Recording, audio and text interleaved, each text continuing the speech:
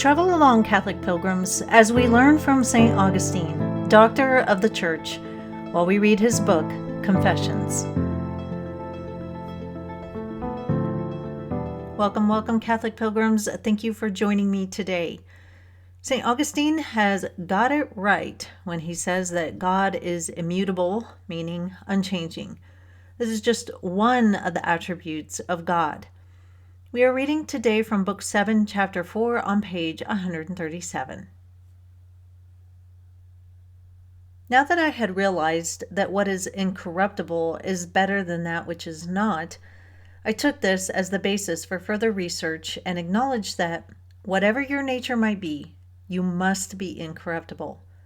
For no soul has ever been or ever will be able to conceive of anything better than you, who are the supreme, the perfect good.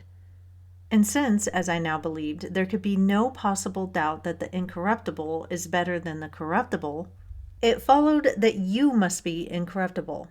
Otherwise, I should be able to think of something that was better than my God. So, once I had seen that the incorruptible is superior to the corruptible, I had to search for you in the light of this truth and make it the starting point of my inquiry into the origin of evil, that is, the origin of corruption, by which your substance cannot possibly be violated. For there is no means whatsoever by which corruption can injure our God, whether by an act of will, by necessity, or by chance. This is because he is God, and what he wills is good, and he is himself that same good, whereas to be corrupted is not good. And you are never compelled, my God, to do or suffer anything against your will, because your will is not greater than your power. It would be greater only if you were greater than yourself, for the will and power of God are God himself. Neither can anything unforeseen happen to you, because you know all things, and nothing, whatever its nature, exists except by reason of the very fact that you know it. Need I say more to prove that the substance which is God cannot be corruptible, since, if it were, it would not be God? When my husband and I were first dating, we were both utterly lukewarm in our faith. My cradle Catholic husband literally lived just across the parking lot from the Catholic church on campus, and he never went. Maybe a couple of times. Never once in my entire time at K-State did I go to any Protestant church in town. Neither one of us read the Bible. We didn't really pray. Speaking for myself, at least I know I didn't. We weren't studying the faith. Nothing. But my husband had a question that really troubled him. Apparently, he had asked this question to his high school religion teacher and didn't get a good answer. And here's the question. Can God kill himself? If the answer is yes, then he can't be God. If the answer is no, then he's not all-powerful, and he still can't be God.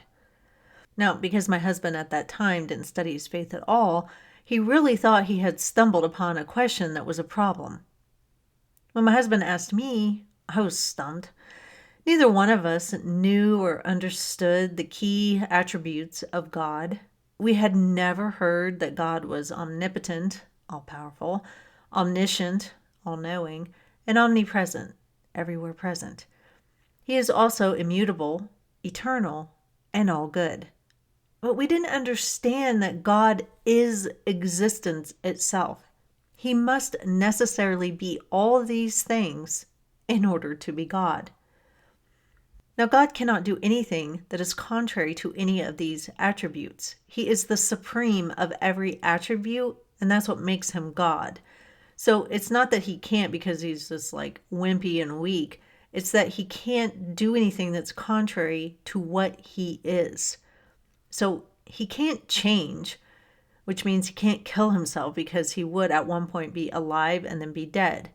But because something that is unchangeable is better than something that is changeable, he just can't do it because it's not part of his attribute.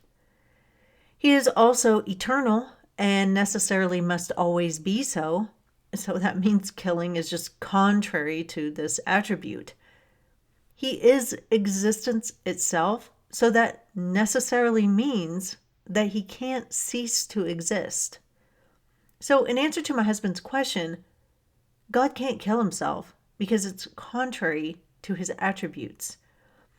An eternal, unchanging being that is existence itself cannot die.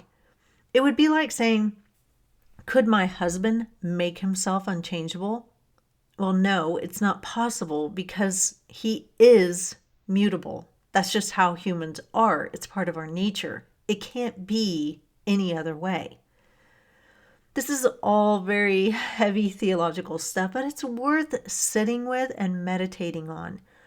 St. Augustine writes, quote, "And you are never compelled, my God, to do or suffer anything against your will, because your will is not greater than your power.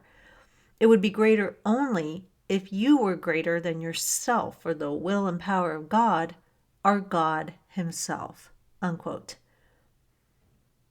God's attributes are one of those deep mystery types of things.